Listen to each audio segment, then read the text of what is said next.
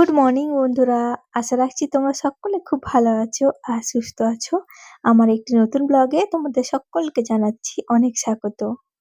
এখন দেখতেই পেলে সকাল বাজে 6:30। তখন উঠে আমি রেডি হয়ে নিয়েছি ফার্স্ট।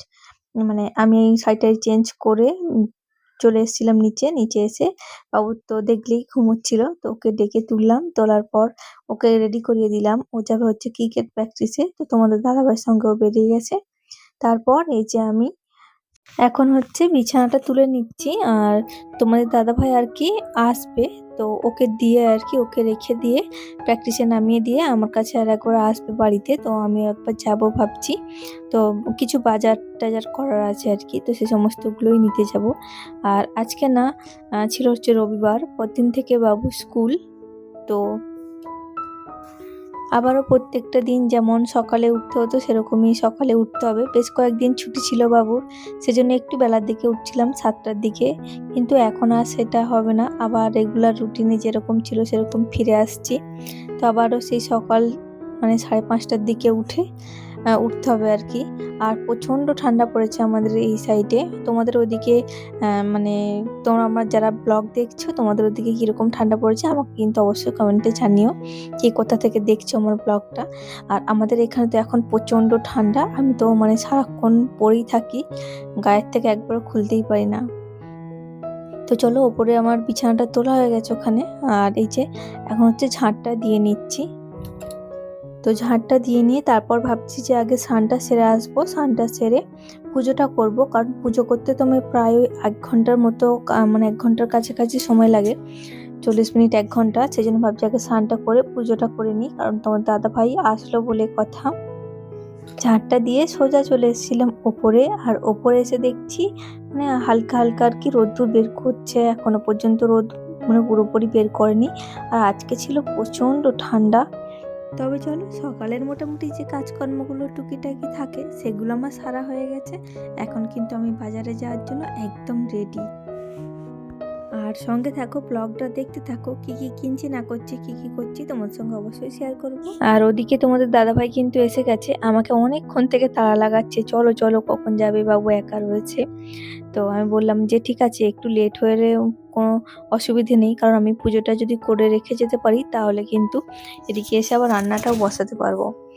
বললাম যে আমাকে বাজারে ছেড়ে দিও আর তুমি আর বাবুর কাছে চলে যাবে আর কি। বললো ঠিক আছে। তো চলো, এখন এই যে রেডি হয়ে গেছি আমি। যেতে যাচ্ছি নাকি? হ্যাঁ, এরকমই একটা এরপরে যেতে হবে এখন আপাতত।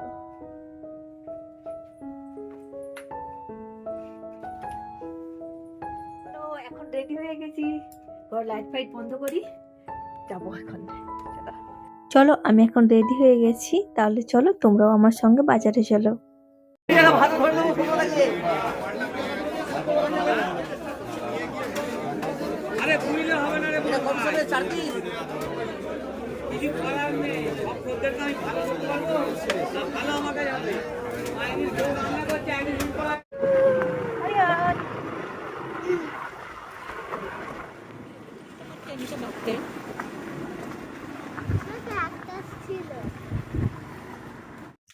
চলো বাজারে গেলাম। বাজারে গিয়ে আমি হচ্ছে গিয়ে যেগুলো সবজি বা মাছ যেটা নেওয়ার ছিল আর কি সেগুলো নিয়ে চলে এসেছি এখন বাড়িতে। আর কি কি নিয়েছি দেখো, এখানে হচ্ছে মানে সব শীতের সবজি, সিম আছে, কাঁচা টমেটো আছে, একটা গোটা লাউ আছে, বেগুন আছে, তার মধ্যে শসা আছে, কাঁচা আম।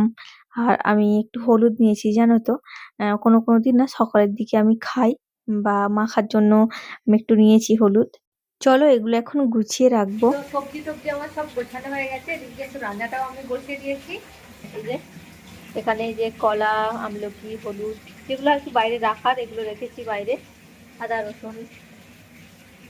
আর এই যে এখানে আমি সমস্ত কিছু কিন্তু পেপারে পেপারে বেঁধে রেখেছি, অনেকদিন করে ভালো থাকে এগুলো পেপারের মধ্যে রাখলে, সেজন্য পেপারের মধ্যে বেঁধে সবজি টবজিগুলো রেখে দিয়েছি। এখানে রয়েছে লাউটা। আর বাইরে আমি এই কপিগুলো রেখে দিয়েছি, বাইরেই রেখেছি, ফ্রিজের মধ্যে রাখিনি।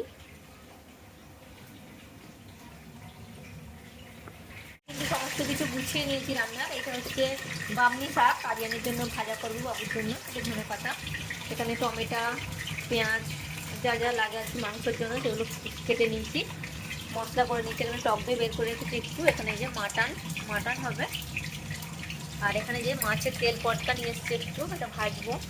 এখানে রয়েছে একটুখানি মাংসের সলিড পিস, এটাকে ছোটো ছোটো করে কেটে পকোড়া বানাবো মানে বিকেলে, সেজন্য বের করে রেখেছি। একদম কেটে ম্যারিনেট করে রেখে দেবো। চলো রান্নাটাকে করি। পেঁয়াজে এখানে মাংসের জন্য আলুটা ভাজছি। বাজার থেকে আস্তে আস্তে না আমাদের ওই প্রায় 11টার মতো বেজে গেছে, 11টার পর আসার পর আর কি। তো তোমাদের দাদাভাই বলেছিল যে আজকে বাইরে কিছু খেয়ে নেবে, পরোটা বা কিছু, কিন্তু কিছু খায়নি, বলছে না বাইরের জিনিস আর খাবো না আজকে, ঠিক ভাল লাগছে না, তো সেজন্য আর কিছু খায়নি। তো ঘরে এসে টিফিন খাওয়া হলো, তারপর বাজারগুলো আর কি সমস্ত গুছিয়ে রেখে এই যে এখন রান্না বসিয়েছি। আর এখন অনেকটাই বেলা হয়ে গেছে, তো আজকে হচ্ছে মাটন হবে। তো মাটনটার জন্য এই যে মশলাটা ভালোভাবে কষে নিয়েছি, আর মাটনটার মধ্যে আমি অল্প একটু নুন মেখে রেখে দিয়েছিলাম আর কি। তো চলো, মশলাটা আমার ভালোভাবে এখানে কষানো হয়ে গেছে, মাটনটাও দিয়ে দিয়েছি। মাটনের ঝোল, আর আমাদের হচ্ছে গিয়ে তোমার মাছ করব। আর বিকেলে এই যে বললাম পকোড়া বানাবো, সেজন্য না এই মাংসটা আর কি কেটে নিচ্ছি ছোট ছোট করে। বাবু আর কি বায়না করছিল যে মোমো খাবে আজকে, বাট আজকে তো একদমই সময় হয়নি, সেজন্য মোমো বানায়নি।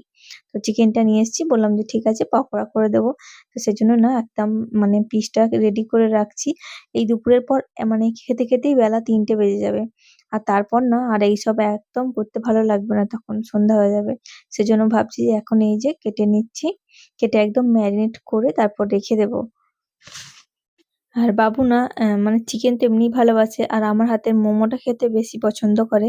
তো ওকে প্রায় মানে সপ্তাহে 1 দিন এরকম বানিয়ে দিতেই হয়। আগে কিনে আনতাম, বাট এখন বেশ কিছুদিন হয়ে গেল ওকে বাইরের খাবার দিচ্ছি না, কারণ ওর শরীরটা খুবই খারাপ হয়ে গেছিল।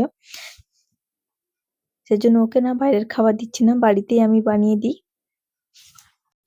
চলো ওদিকে কিন্তু মাংস কেটে ম্যারিনেট করে আমি রেখে দিয়েছি সন্ধ্যার জন্য। আর এইদিকে কিন্তু আমি রান্নাটা কমপ্লিট হয়ে গেছে, বাবুকে আমি খেতে দিয়ে দিয়েছি। ওর জন্য যে শাকটা নিয়ে এসেছিলাম বামনি শাক, ও শাকটা ভাজা করে দিয়েছি, আর তার সঙ্গে মানে হচ্ছে মাংস।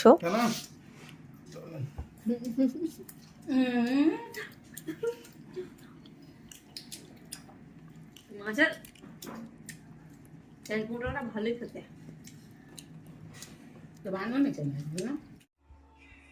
তো সানডে আজকে, আর আজকে কিছু এই পকোড়া খাবার দাবার স্পাইসি স্পাইসি হবে না, তাই কখনো হয়। তো এখানে দেখো এটা হচ্ছে ফিশের আইটেম আছে, মানে আমি আর মাছ তো খাবো না, সেজন্য হচ্ছে এটা ফিশ আছে। আর এখানে হচ্ছে চিকেন আছে পকোড়ার জন্য। এই যে আমি এখানে তেল কিন্তু গরমে বসিয়ে দিয়েছি। তো চলো আগে বাবু ওয়েট করে আছে, ওর জন্য আগে চিকেনটা ভাজি, তারপর ফিশটা পরে করবো।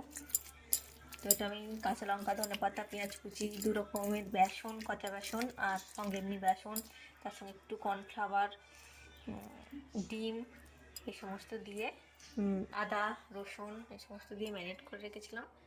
এখন একটা একটা করে দেবো।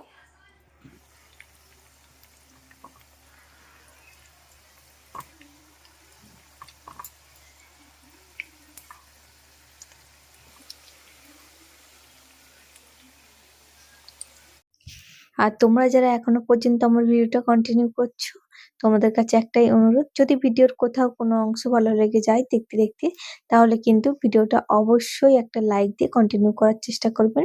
আর তোমরা যারা আমার নতুন বন্ধু আছে, তোমরা কিন্তু অবশ্যই চ্যানেলটি সাবস্ক্রাইব করে পাশে থাকবে। আর পাশে থাকা বেল আইকনটি কিন্তু ক্লিক করবেন, যাতে করে আমি ভিডিও ছাড়লে প্রথমে কিন্তু আপনার কাছে পৌঁছে যায়, আর আপনি আপনার সময় সুযোগ করে আমার ভিডিওটা দেখে নিতে পারেন। চলো এদিকে পকোড়াগুলো কিন্তু আমার ভাজা হয়ে গেছে, এখন হচ্ছে তুলে নেব। তো বাবু ওদিকে ওয়েট করে আছে কখন মা আমাকে পকোড়া দেবে। এর মধ্যে কিন্তু আমাকে দুবার বলা হয়ে গেছে, তো আমি বললাম যে ঠিক আছে একটু ওয়েট করো, আর একটু হয়ে গেছে। তো এদিকে দেখো পকোড়াগুলো আমি এখন তুলে নিচ্ছি একটা প্লেটের মধ্যে, আর একটা টিস্যু পেপার দিয়েছি যাতে করে এর মধ্যে যে এক্সট্রা তেলটা আছে সেটা এর মধ্যে টেনে নেয়। চলো আজকে আমাদের সানডে এইভাবেই কাটলো, তোমাদের কেমন কাটলো অবশ্যই কিন্তু জানিও।